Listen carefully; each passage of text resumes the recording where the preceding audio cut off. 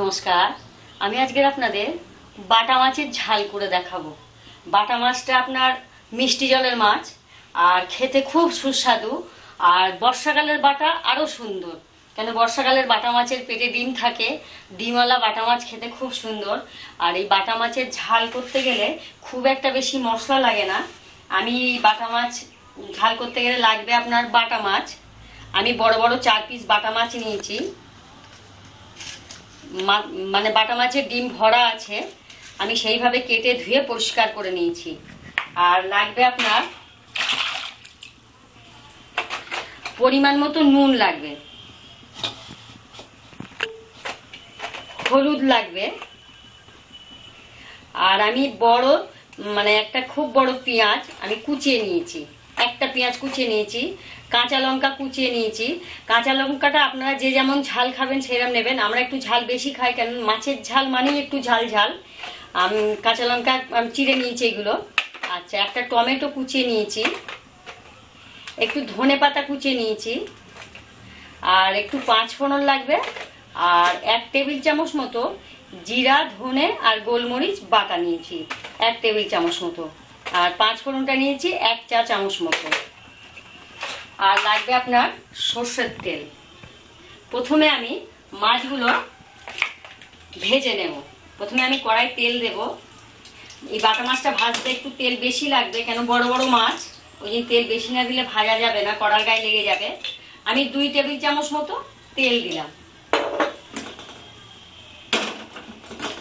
মাছগুলোতে আমি নুন মাখিয়ে রেখেছিলাম, এইবার আমি একটু হলুদ মাখাবো।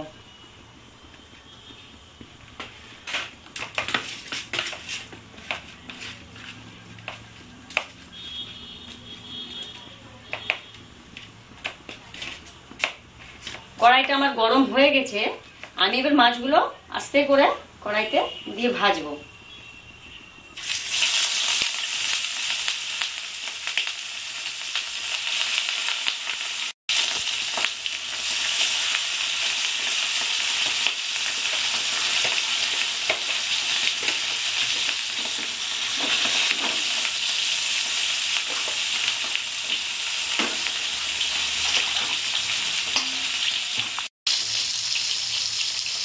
আমি এবার মাছটাকে উল্টে দেব।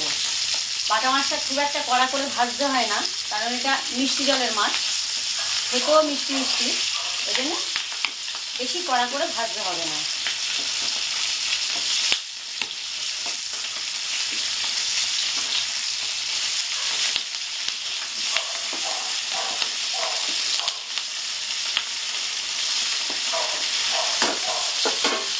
আমার 1 পিস ভাজা হয়ে গেছে, আর 1 পিস আমি এবার ভেজে নেব।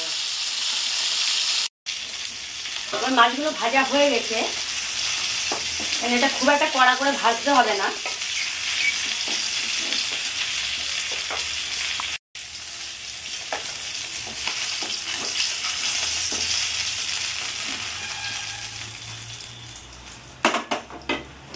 আমি এই মাছের তেলেই মাছের ঝালটা করব। আর 1 চা চামচ মতো তেল দেবো, বেশি দেবো না। আমি এবার 5 ফোড়নটাতে দিয়ে দেবো।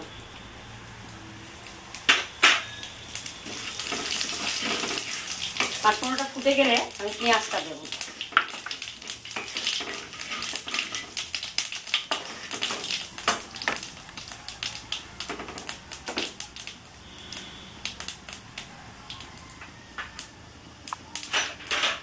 আমার 5 ফোড়নটা ফুটে গেছে, এবার আমি পেঁয়াজগুলো দিয়ে দেবো।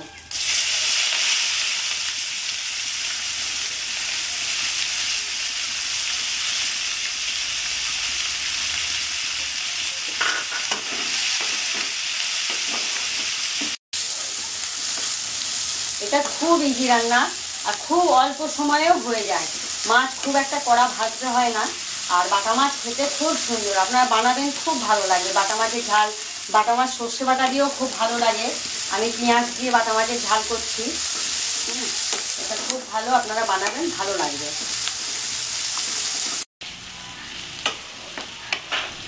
পেঁয়াজটা আমার লাল লাল হয়ে গেছে, আমি এবার লঙ্কাটা একটু দিয়ে দেবো।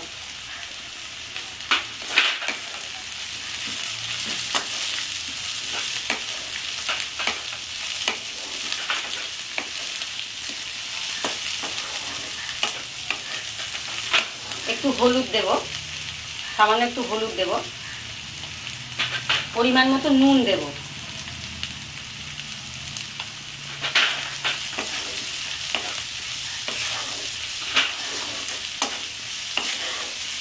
এবার জিরা বাটাটা আমি দিয়ে দেবো। এটা জিরা, ধনে আর গোলমরিচ একসাথে আমি শিলে বেটে নিয়েছি, 1 টেবিল চামচ মতো নিয়েছি।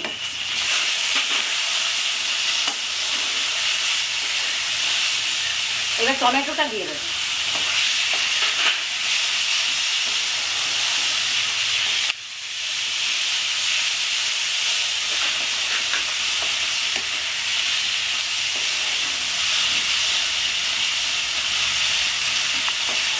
এটা আমি একটু বেশ ভালো করে কষবো, যতক্ষণ না তেল ছাড়বে ততক্ষণ পর্যন্ত আমি কষতে থাকবো।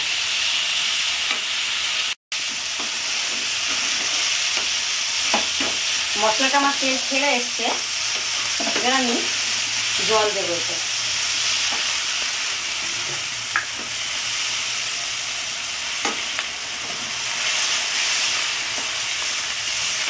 খুব বেশি জল দেবো না, যেহেতু ঝাল করবো ওই জন্য বেশি জল আমি দেবো না এটাতে।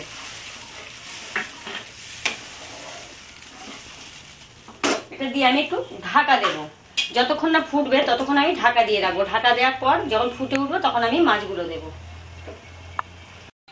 আমার ঝোলটা ফুটে গেছে, এবার আমি মাছটা দিয়ে দেব।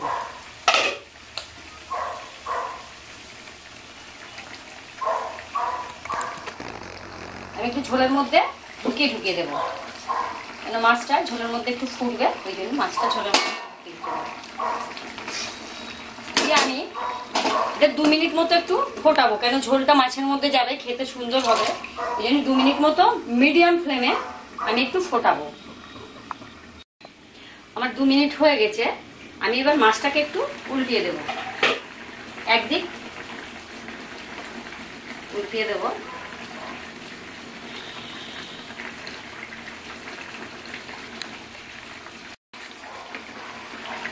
দিয়ে আমি আরো 1 মিনিট আবার ঢাকা দিয়ে দেবো। আমার 1 মিনিট হয়ে গেছে, ঝোলটা একটু গাঢ় গাঢ় হয়ে এসছে। আমি এবার ধনেপাতাটা উপর থেকে ছড়িয়ে দেব।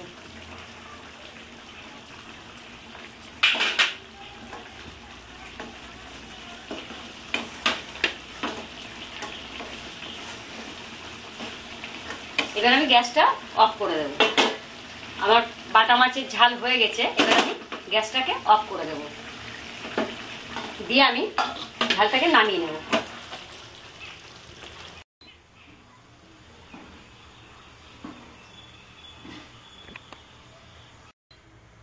হয়ে গেছে আমার বাটা মাছের ঝাল। এটা খুব ইজি রান্না, আপনারা বানাবেন, খুব ভালো লাগবে। আর এই রেসিপিটা দেখে আমি কিভাবে বানালাম সেইভাবে বানাবেন, আর বানিয়ে কেমন হয়েছে আমাকে জানাবেন। আর রেসিপিটা দেখে আপনারা আপনার বন্ধু বান্ধব, আপনার রিলেটিভদের সাথে শেয়ার করবেন। আর এই রেসিপিটা দেখে আমাকে অবশ্যই সাবস্ক্রাইব করবেন, তাহলে আমি আরও নতুন নতুন রেসিপি আপনাদেরকে দেখাবো। আর এই ভিডিওটা দেখার জন্য আপনাদেরকে ধন্যবাদ।